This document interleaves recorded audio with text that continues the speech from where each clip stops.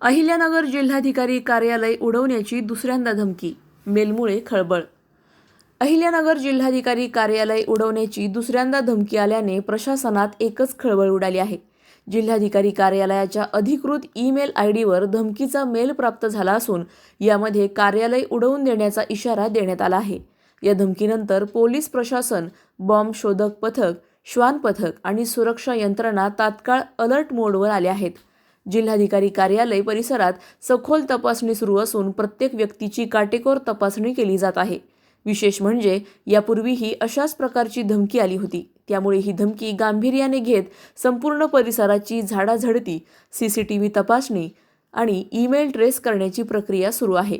प्रशासनाकडून नागरिकांना घाबरून न जाता सहकार्य करण्याचे आवाहन करण्यात आले आहे। या प्रकरणाचा तपास सुरू असून धमकी देणाऱ्याचा शोध घेण्यासाठी सायबर विभागाकडून तपास वेगाने सुरू आहे। अधिक माहितीसाठी स्टार इंडिया 1 न्यूज पाहत रहा।